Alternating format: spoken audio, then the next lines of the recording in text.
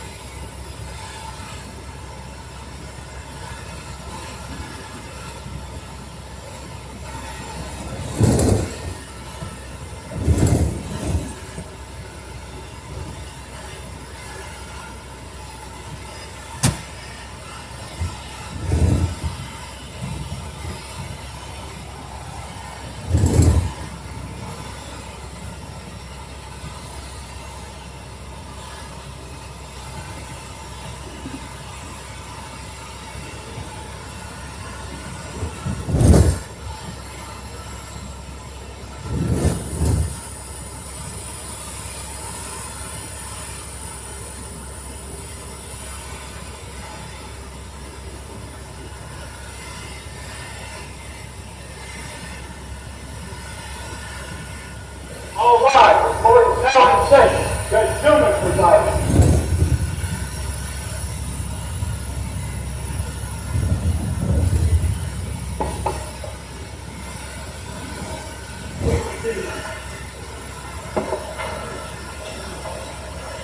Morning. Mr. Brigham, the jury.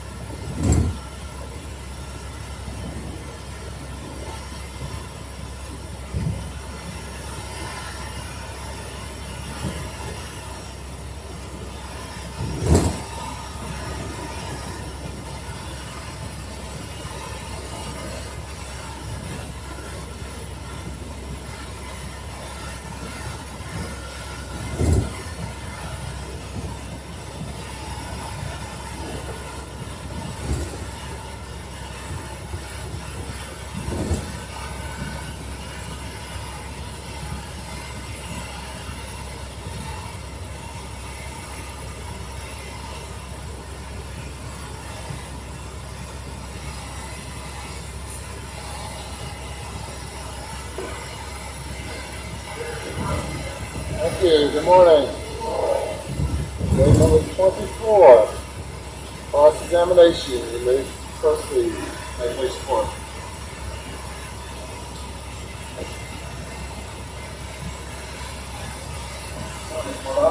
Good morning, Mr. Waters. All right. Let's see if I can move forward with this a little bit. See if we can go back to some things you may be able to agree on. All right, sir. All right. First thing is that the money you were stealing, in addition to your income and the money you were borrowing, was not just to pay for drugs. Would you agree with that? Sure. And would you agree that your stealing, in addition to the money you were borrowing, increased over the years as we moved towards June of 2021? Repeat that, please, sir. Sure. Would you agree that your stealing increased over the years as we moved towards June of 2021?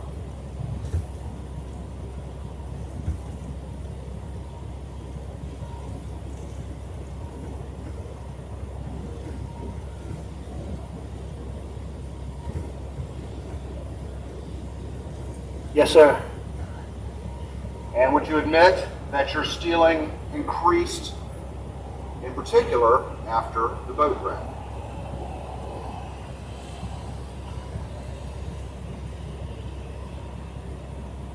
No, sir, I don't agree with that. You don't agree with that? I think I continued to do it, but I don't, as I sit here today, I don't think I took more money that I should not have taken after the boat wreck than I did before the boat wreck. But again, those documents speak for themselves, Mr. Waters, and if that's the case, then that's the case. But as we sit here, I think that I probably wrongly took from clients and people that trusted me as much money before that boat wreck as after. All right. I'm just trying to get through this so we don't get bogged down like we did yesterday. All right. I understand. All right. So you wouldn't agree with me that in 2019 alone you stole about $3.7 million? No, I think that's correct. All right. And would you agree with me though that figure in 2019 was generally higher than any other year that you've been stealing since 2011? In any year, sure, I'd agree with that. Okay. I thought you were talking about overall, the whole cycle. But Right. yeah, I would agree that in 2019, I stole more money than any other year. Would you agree with me that from 2015 on, your legitimate income while still very strong, was diminishing as a general matter.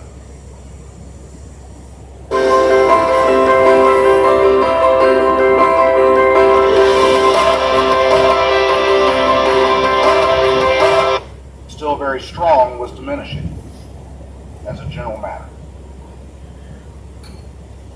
Well, I think whatever my income is speaks for itself, but as a general rule, the plaintiff's lawyer doing what we do, income ebbs and flows. You have some really good years, you have some really lean years, and no, I think I had some good years. Maybe not the, $4 and $5 million years, but I think I had some $2 and $3 million years in there, and my caseload was such that, I had, one of the things I was working on that Monday was one of the biggest cases that I've ever been involved in. Talking about the Dominion case, right? Yes, sir. And so, I think it was cyclical. So I don't, without looking at the record specifically, I don't necessarily agree with that. Okay, so you don't remember that?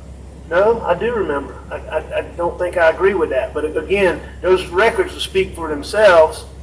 Okay. All right, so would you agree with me that in 2014, your reported income was over $1 million?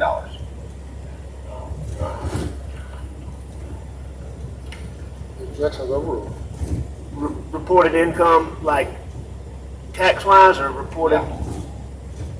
I assume you have a document that says that, and if you're reading that from a document, I don't dispute it. I mean, I'm happy to show it to you if you'd like to see I it. trust. I appreciate that. All right, 2015, would you agree that your reported income was over $2 million? Again, I don't dispute that. 2016, reported income $900,000. Okay. 2017, reported income $218,000. Okay. 2018, reported income of $749,000, roughly. Okay. And 2019, reported income of $655,000. Okay. And see, I mean, to me, that demonstrates exactly what I'm talking about, how it goes up and down. And would you agree with me that though during those periods of time where you were making that kind of money, you continued to steal? And I think you've already said that your stealing increased as we move through those years. Absolutely. I don't dispute, and I have never disputed since I was confronted on Labor Day weekend Right. that I took money from my clients.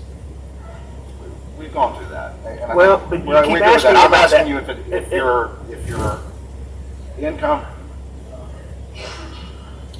That's your answer.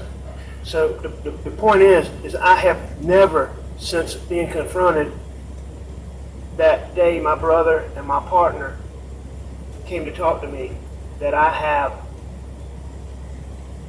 stolen money that did not belong to me, that I misled people to do it, people that I cared about, still care about, a lot of them that I love and still love.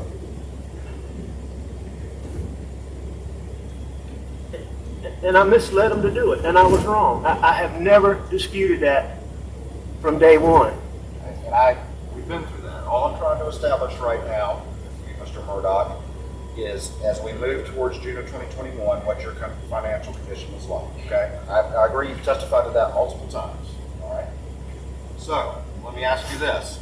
During this time that your income of what we just went through and you conceded that your stealing was increasing, were you also borrowing significant amount of money from Palmetto State Bank? Yes, I'd always borrowed significant amount of money from Palmetto State Bank, or more than the last decade. So yes, sir, I agree with that. As we move to June of 2021, did you have a $1 million line of credit with the bank that was pretty much maxed out? Yes or no? In As we move to June of 2021. so in June of 21, Sure. yes. All right. And did you also have a $600,000 line of credit that was pretty much maxed out around that time. I did. And did you also, over the years, repeatedly borrow six figures from your law partners? I borrowed money from a law partner, Which one? Johnny Parker. Johnny Parker. Okay. And that was a fairly common occurrence over the years. It happened multiple times. Would you agree with that? I agree that it happened multiple times. All right. And you would agree also that you would sometimes use some of the stolen money to pay that back? I won't dispute that. I don't know that that's the case. I know what I saw Mr. Bernie testify to in using that particular accounting method. You know, I see that. So I don't dispute that. All right. And would you agree that you also, when you needed money, occasionally borrow as much as 5 and 6 figures from your father, Mr. Randall? I did. And would you also agree that over the years, particularly as we moved to June of 2021, you stole money to pay that back? I don't dispute that. That's what the record shows. All right.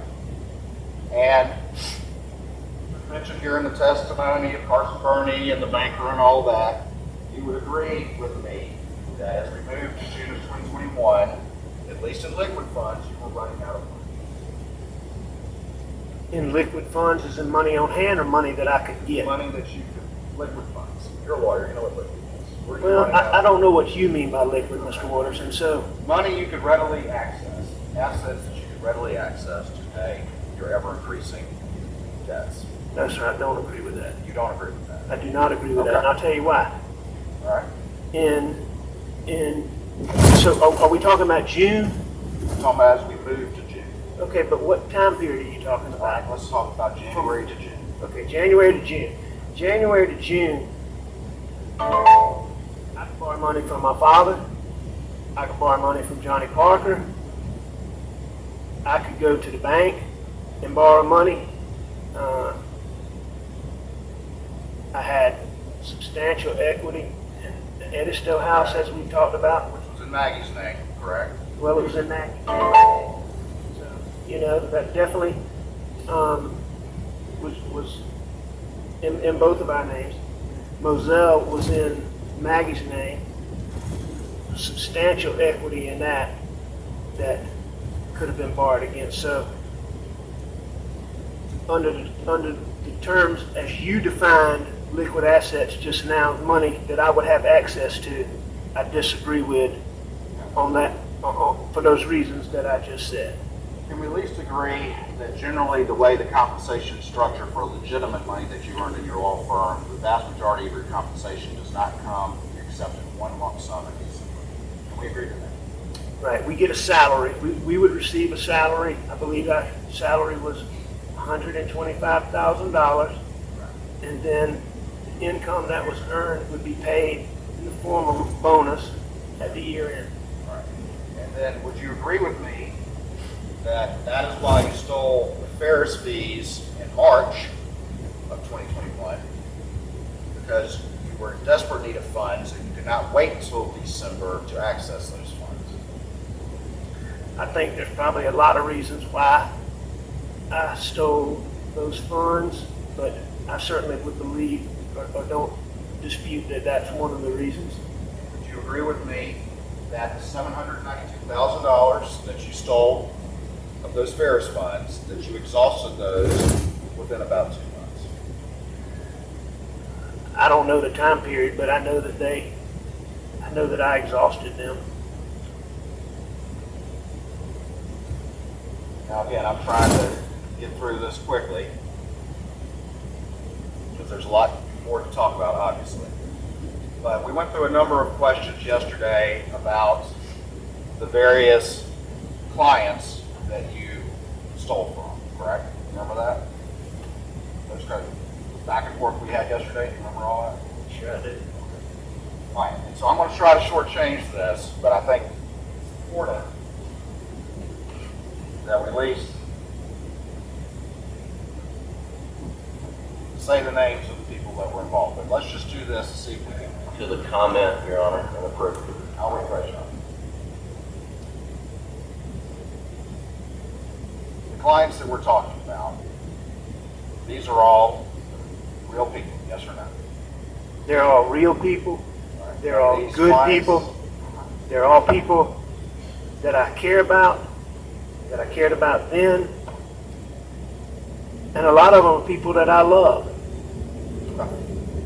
And I did wrong by them. You hurt the people that you love. So,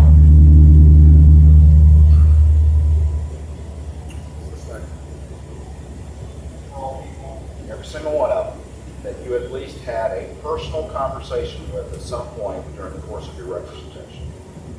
All of my Valid clients, representation.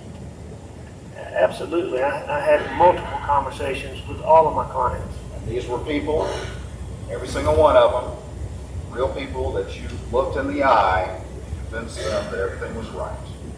Honor, 403, repetitive, cumulative. Spent 2 hours doing this yesterday. But simple questions that applies to everybody. Let's see. I would have had conversations with all of my clients, and some of the conversations would have been on the telephone. I would have had conversations where I might not be looking them in the eye. I would have had plenty of conversations where I did look them in the eye. Every single one of them looked in the eye at least once. Is that fair? Sure. Every single one of them, you looked them in the eye and developed their trust.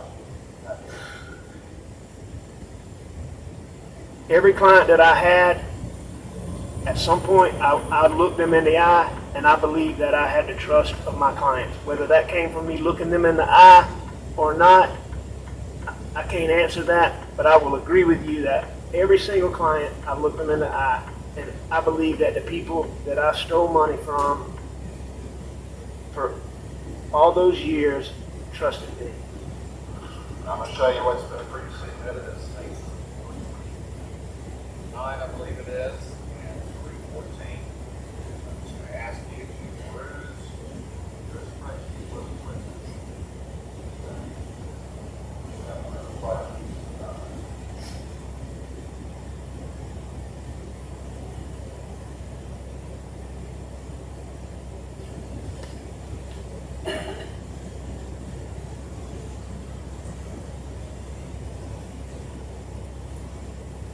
All right, so I'm sorry, what was your question? I just asked you to look at them. Have you had a chance to review those documents? I have.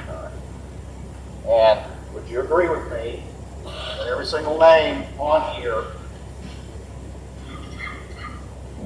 are either clients that trusted you that you stole from, or instances in which you stole from your law partners who trusted you as well? I agree with that.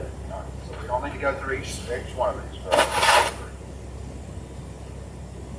Mr. Waters, like I've told you, I'll go through whatever you want to go through, but each one of those clients is just what we've already talked about. Good people, fine people, upstanding people. They trusted me. Every single one of them I did, and I do still care about. And many of them I love and consider them close friends. Bear Boy, Absolutely. It's a perfect example. you stole from Bear Boy. I did. Recall a conversation that you had with Ronnie Crosby, in which he told you that Barrett was desperate for money because he needed his wife to stay in a hotel near him while he was undergoing treatment for terminal cancer around the time that you stole from him. There, Your Honor. Objections overruled. I don't recall that conversation, but, you know, I knew Barrett was sick. You know, Barrett is a unique situation. I mean, Barrett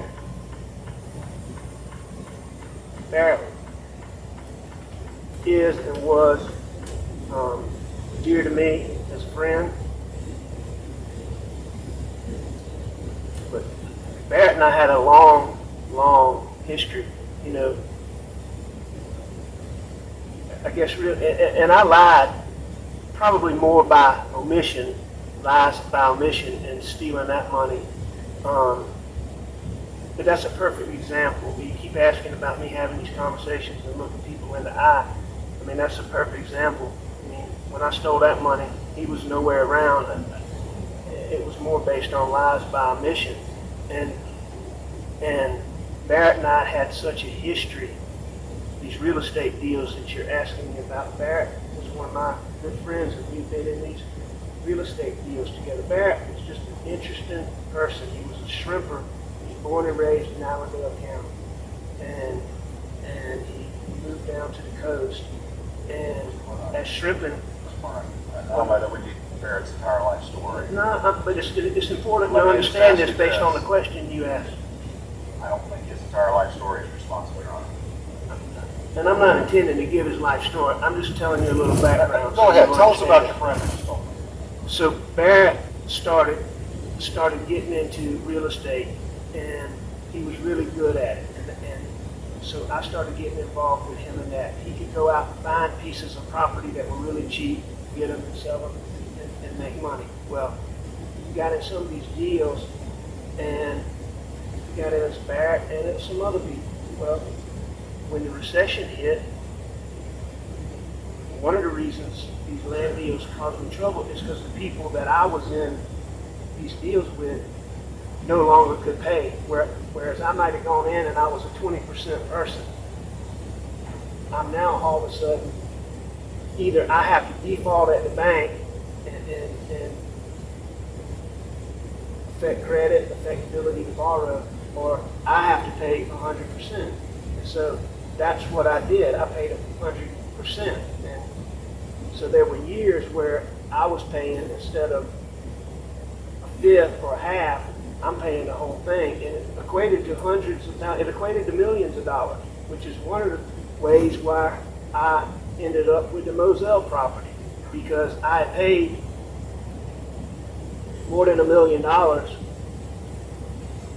in monies for Barrett, and that was part of the deal and the trade in me purchasing Moselle. What you're telling me is you felt like you were entitled to steal property. No.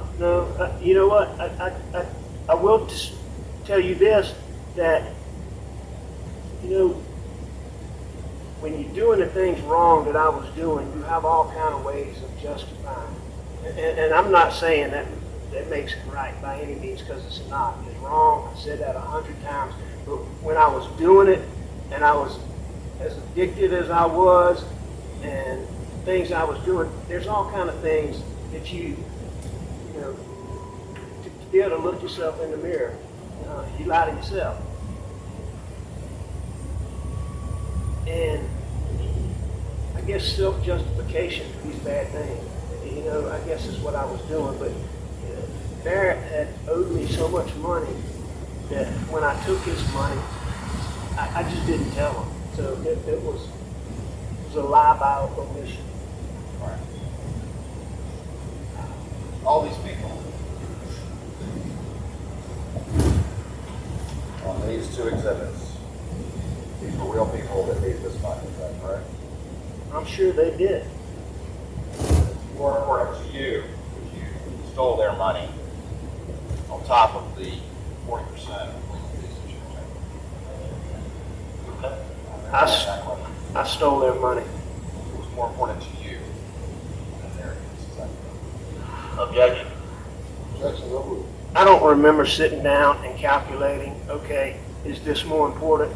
You know, one of the self-justifications that I talked about, Mr. Waters, is, and this is one of the things, again, I want to make it clear. I don't, as I sit here today, I do not believe that any of this justifications that I'm talking about made any of this okay, because I don't. I've owned up to all this money I stole. I've tried to since I was confronted, and I continue here today. But one of the justifications at the time when I was taking pills and doing the things I was doing was, I may ask a partner, okay, how much is this case worth? And if one of my partners, and I may not even give them all the real facts, okay? So if they said this case is worth $100,000, okay, and I go out and I get them $300,000, you know, that's one of the stupid little things. Okay, well, this isn't the same. And that's one of those justifications that I use in looking back on this that I don't know how I did. But so to sit down and say, did I evaluate that they needed the money more than I did? You know, I don't think I did that. I think I was selfish, and I think I just took the money. I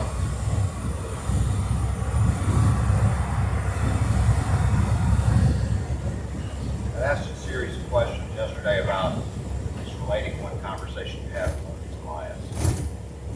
I'm just going to ask you this one. Do you remember looking at Tony Satterfield in the eye and lying to him?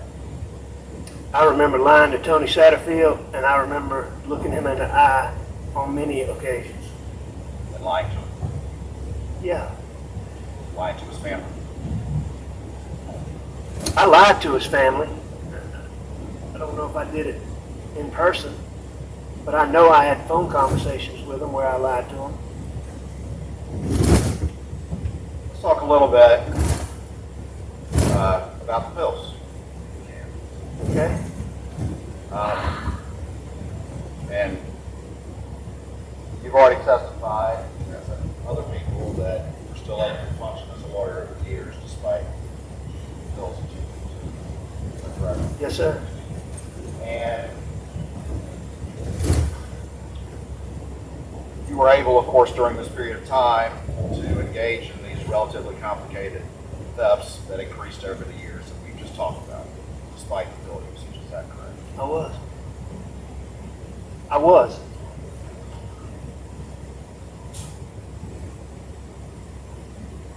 And you were also able to, during this time period, convince your staff that nothing was amiss with all of these exhibits, despite your pill usage. I mean, most of those didn't require convincing my staff, but just so we're on the same page again, I acknowledge that I certainly allowed them to be misled. I certainly allowed them to do things that I shouldn't have done on my behalf, knowing that they trusted me. How many pills were you using a day? Depends on a number of items. Most importantly, how strong the pill was. Well, let's talk about, let's say start maybe in January of 2021 and move forward. Can you describe to the jury what your daily pill intake was like? I think at that time, most of what I was purchasing was 30 milligram pills, instant release oxycodone. They were probably mixed in with some OxyContin, which is made of oxycodone. It's just time released. I would have been taking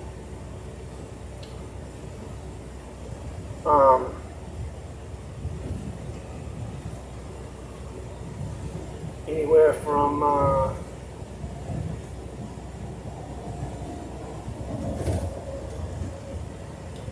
1,500 milligrams maybe to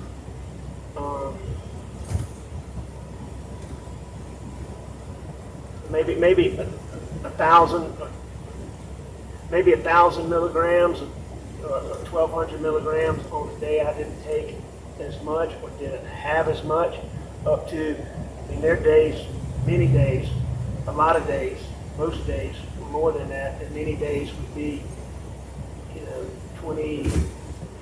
more than 2,000 milligrams a day. It depends on the strength Let's say it's of the 30 pill. that you just mentioned. If I took 30, if I would had 30 milligram pills, you figure 100 pills would be 3,000 milligrams.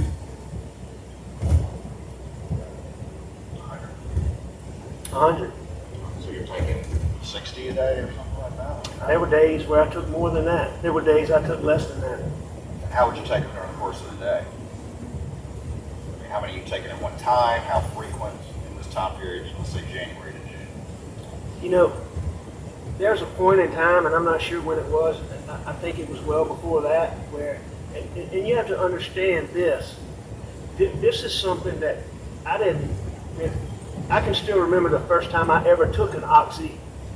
Murdoch, can I ask you to answer my question? I'll let you explain all you want. My question was, how many were you taking a day during this time from January to June? Answer that first, please, and if you want to explain, I'm happy to let you do so. I'm not positive, and here's why. It's because over the years, like, as I was saying, the first OxyContin, one OxyContin, literally made me sick. And that was when I was transitioning from hydrocodone to oxycodone. And it made me sick because it was a really strong one. And so, you know, one OxyContin pill was like 10 hydrocodone pills. So, but anyway, as I took more and more, and over the years, it just, you know, you build up a tolerance to pain pills. And so what might give me this energy, one of the reasons I became so addicted is, you know, some people talk about pain pills and how they make them lethargic and, you know, where they can't do anything and they feel. Opiates gave me energy. I mean, whatever I was doing, it made it more interesting. You know, it made me want to do it longer. You know, going to drive, it made driving, it just, at the beginning, it made everything better. But I took so much just to keep, it got to a point where I was taking so much just to not backslide or go into withdrawals or have all those symptoms. And so it got to the point where I was taking the amounts that I came to be taking in the time period you're talking about, January to June. So it evolved over time. It wasn't like it just started then, Mr. Waters. Can you just give me one example of a day during that time period? Sure. So, I mean, did you start at 8 o'clock in the morning, or whatever time you got up, and take one, and then one every 30 minutes? I mean, Well, no, I'm giving you a chance to explain. So it would now- totally depend. It would totally depend on any number of circumstances. So starting a day, one of the main things that this would depend on was how late the day before I had taken pills and how many I had taken. And did I take them during the night? Did I wake up during the night and take them? So, you know, let's just say that it had been a while since I took any and I slept and I woke up. All right, then I would immediately, first thing, take pills, because it's been a while. A lot of times, if you slept and hadn't taken pills, you'd wake up and you could tell the beginnings of those. I'm not gonna say they were really withdrawals, but the agitation that you feel when you don't take it, and you could tell it, so you had to take it right away. And so I would start off, first thing I would do would take pills.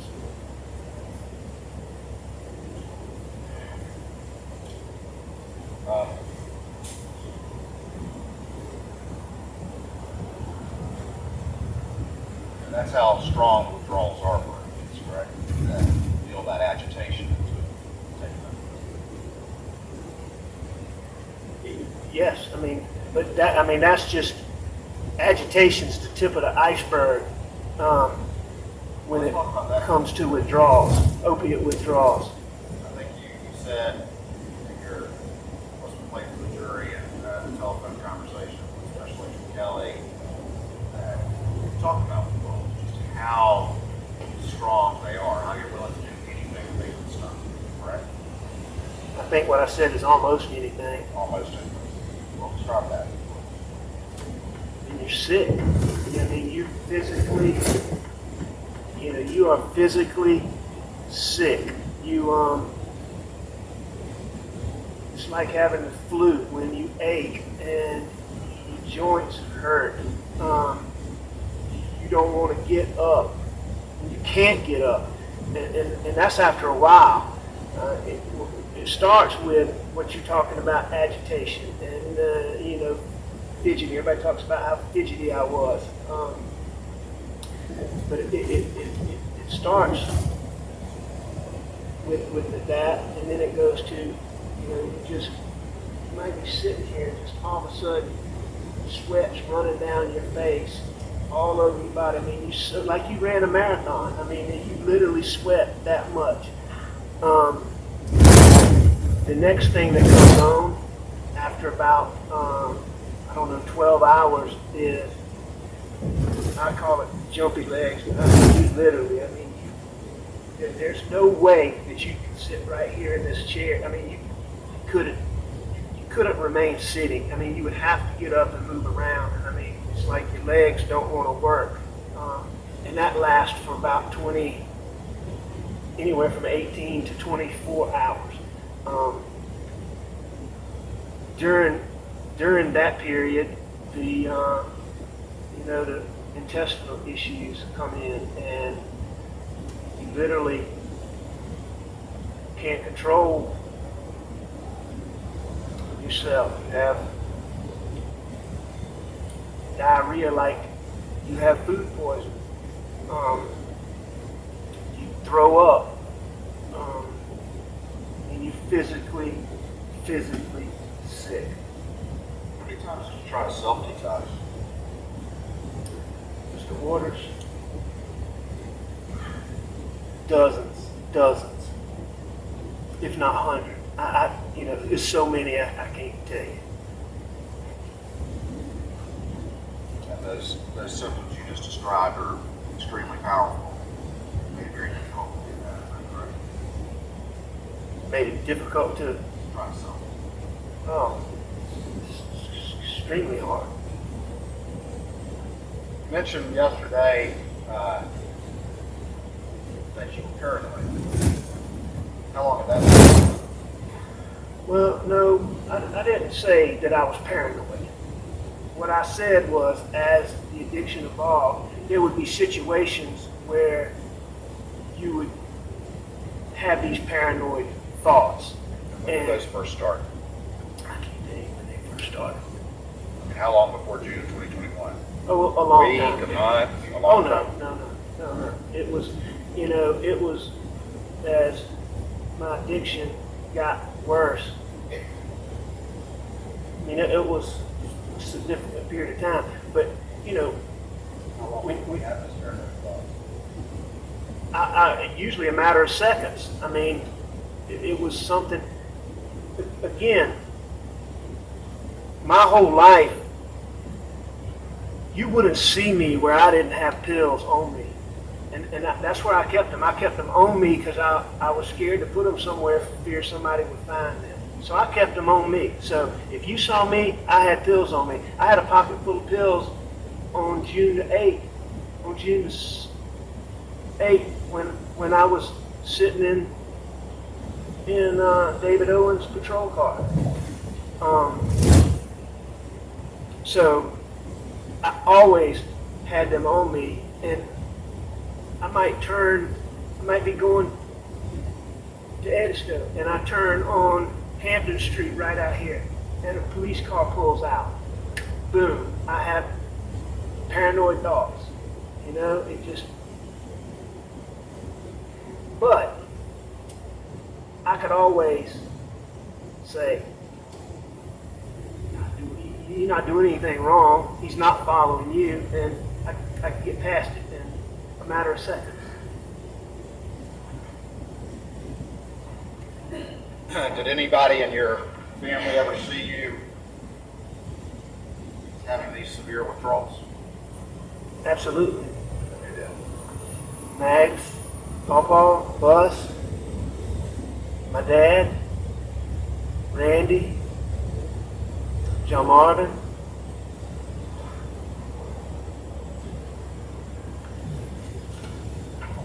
And just to be clear, Randy and John Marvin never saw me having withdrawals September. They told me. And I'd like to clarify that. Prior to June 2021, who in your family saw you having these severe withdrawals? Us, Paul, Maggie, my dad.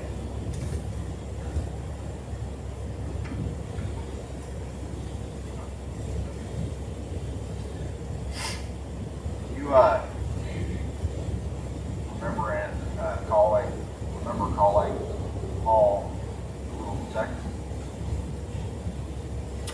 I don't know that I ever called him a little detective, but I think Maggie did. I may have. I mean, Paul was very intuitive, so I heard Miriam. I Your heard interviews. Miriam call him a little detective. I know Maggie used to call him that. Did that have anything to do with pills? Whether you're just getting into auto repair or you're a professional mechanic, Harbor Freight is your destination for quality auto tools at the lowest prices. If you've got the drive to get the work done, come get the tools at a value that can't be beat at Harbor Freight.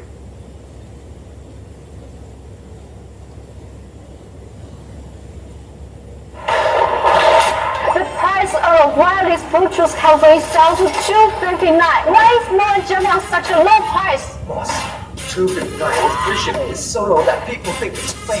What? But Lenovo is a big international brand. Why not take advantage of current discounts? High fidelity sound that's easy to connect to your phone via Bluetooth. All colors are only $259. New users get free shipping and free returns within 90. Now.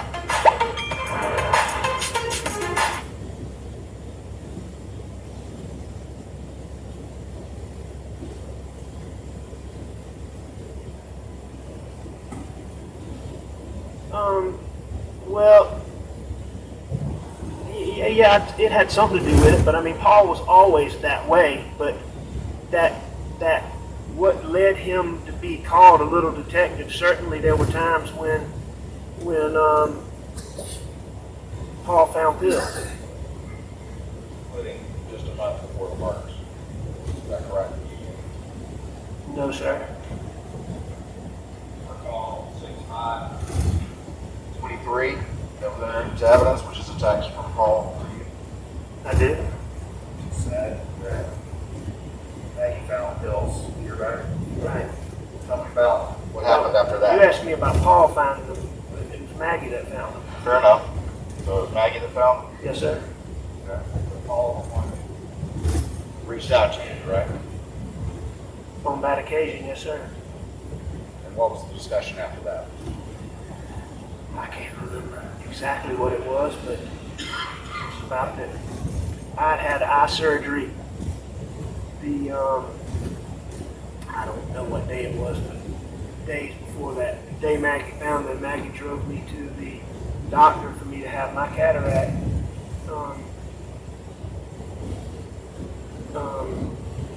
removed, whatever they call that surgery. I can't remember, but I had a cataract taken out, outpatient. You go in for a couple hours and you come out.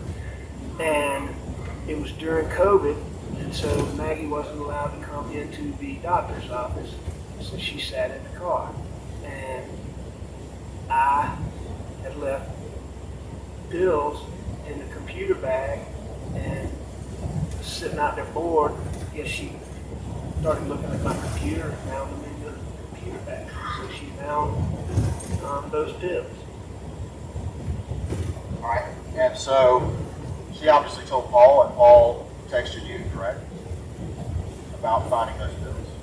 That's correct. In May of 2021. That's correct.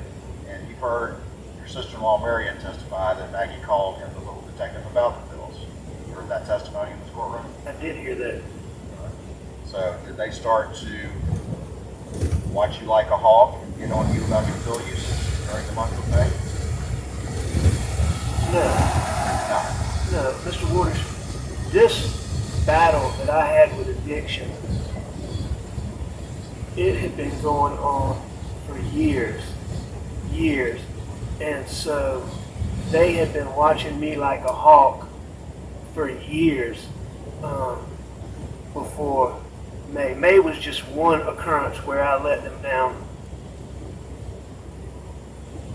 again. They had been watching you like a hawk for years, is that correct?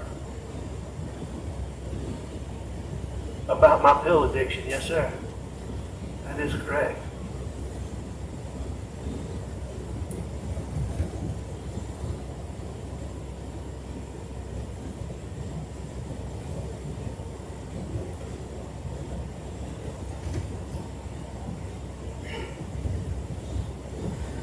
This time in May, that wasn't the only time that Paul found pills or Maggie found pills, is that correct? Now, there were a number of times where Max found pills, Paul found pills, Bus found pills. I mean, it was an ongoing, just an ongoing battle for me. And after they found those pills in May, that being Maggie and Paul, were they trying to get you to self-detox? Hurry to Kohl's February clearance event for savings you don't want to miss. Save up to 80% after an extra 30% off while you still can on must-haves like home favorites, active rings, jeans, sweaters, boots, and PJs. Kohl's.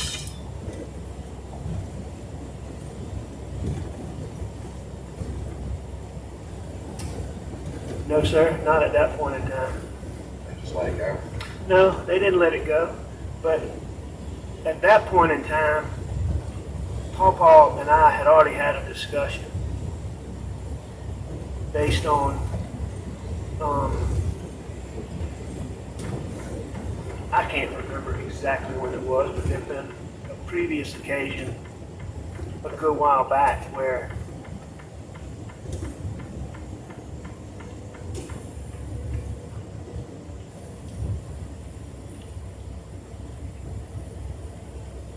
been a previous occasion